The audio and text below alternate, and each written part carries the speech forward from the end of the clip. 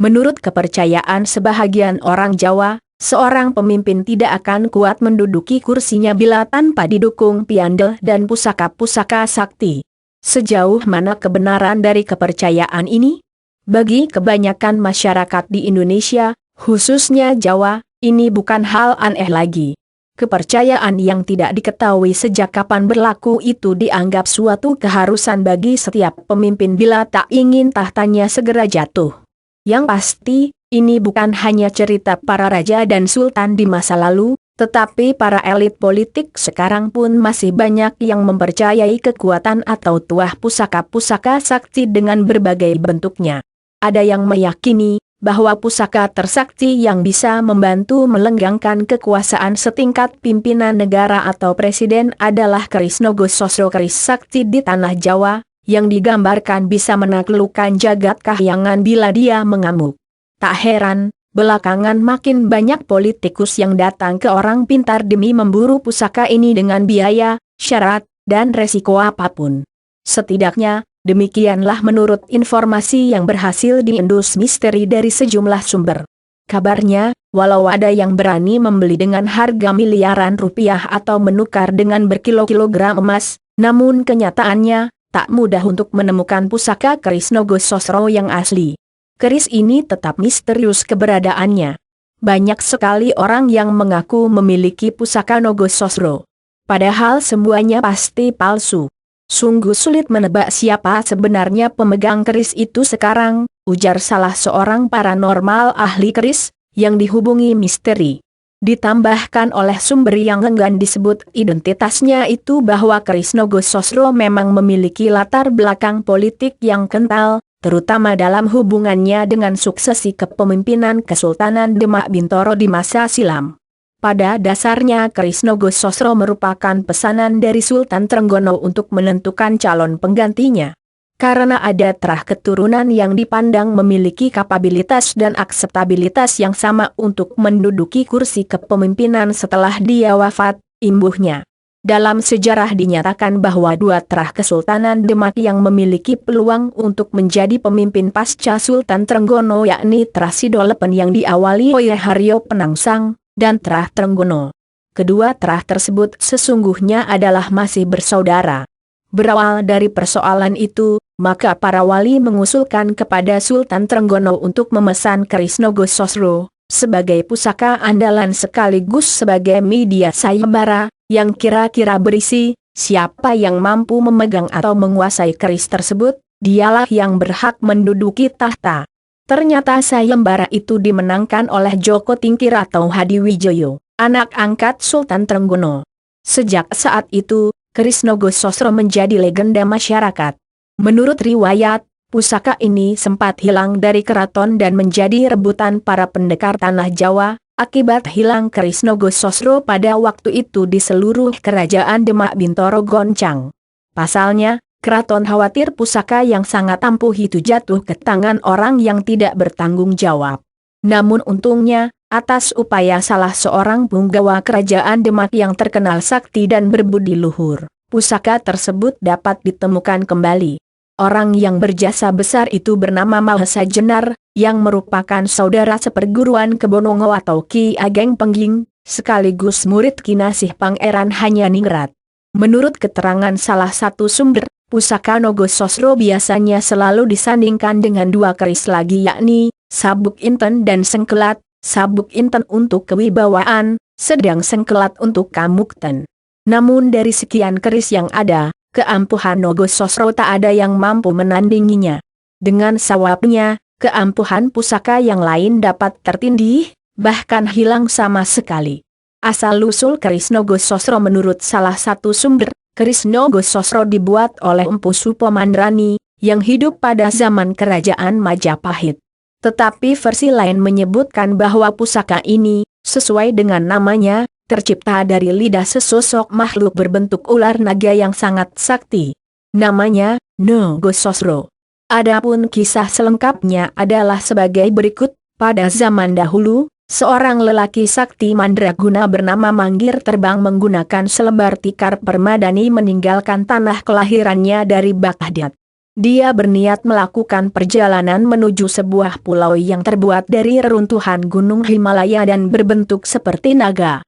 Pulau tersebut tak lain dan tak bukan adalah Pulau Jawa. Kedatangan Manggir di Pulau Jawa bersamaan dengan turunnya patung Al-Atta dari India.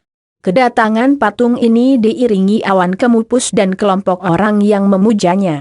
Dan bersamaan pula dengan itu, terjadi peristiwa alam yaitu gerhana matahari total.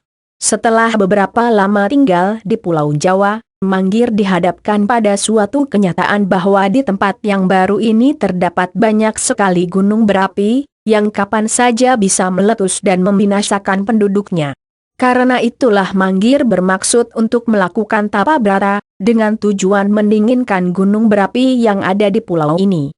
Aku akan pergi ke salah satu gunung berapi di pulau ini untuk bertapa.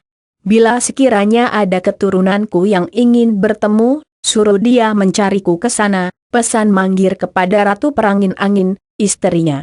Seorang pun tak ada yang mengetahui, di gunung berapi yang mana sebenarnya Manggir bertapa. Sebab di tanah Jawa ini, gunung berapi ada puluhan jumlahnya. Karena itu, hingga kini tetap misterius.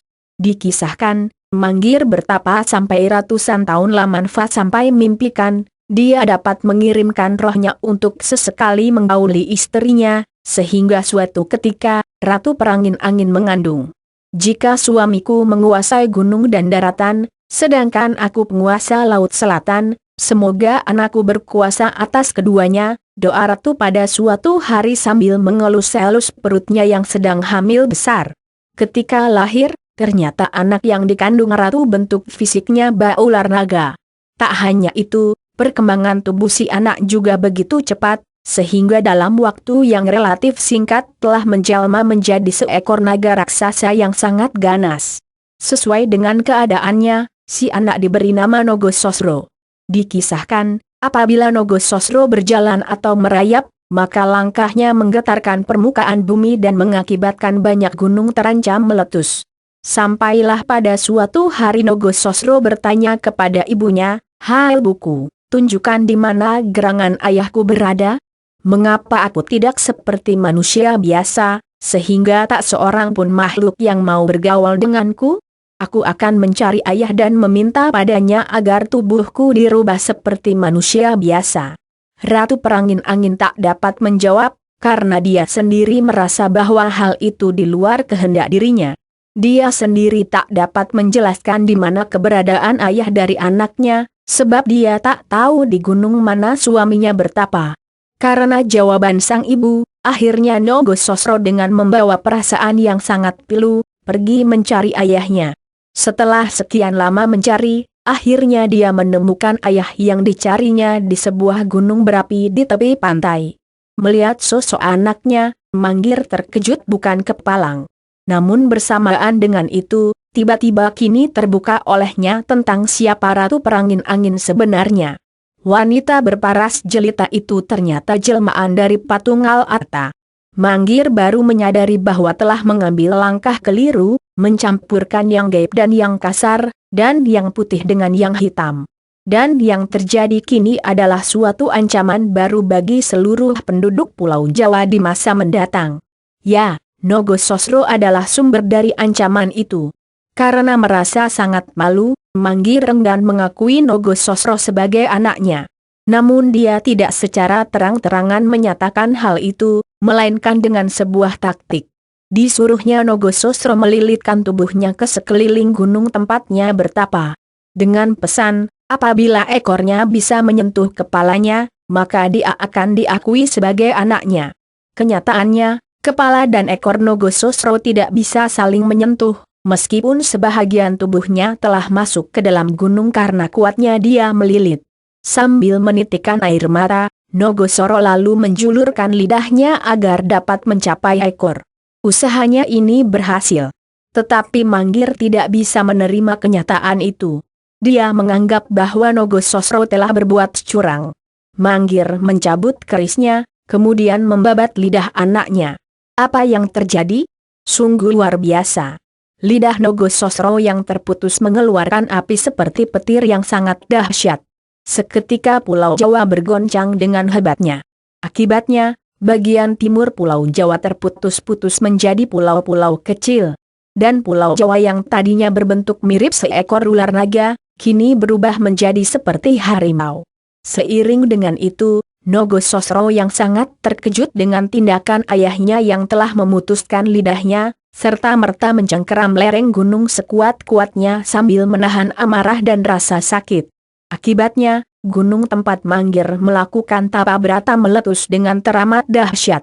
Begitu dahsyatnya letusan tersebut sehingga seluruh puncak gunung serta dasarnya terlempar ke laut selatan, dan lubang bekasnya kemudian terisi air laut, membentuk sebuah teluk dengan kedalaman lebih dari 5 kilometer. Teluk itu yang kemudian dikenal dengan nama Teluk Pelabuhan Ratu. Sementara itu Manggir dan Nogososro, keduanya sempat terpental ke angkasa. Namun karena kesaktian mereka tak ada yang mengalami cedera walau sedikit pun. Meskipun demikian, karena mereka lebur bersama lahar dan batu, kini tubuh ayah dan anak itu berubah wujud secara total. Manggir menjelma menjadi patung batu, yang terkadang berpindah tempat dari satu gunung ke gunung yang lain. Sementara itu, Nogososro yang tubuhnya sangat besar dan panjang, menjadi naga batu yang terbentang hingga saat ini. Demikian pula tangannya yang mencengkeram gunung berapi tempat Manggir bertapa, sampai sekarang masih bisa dilihat.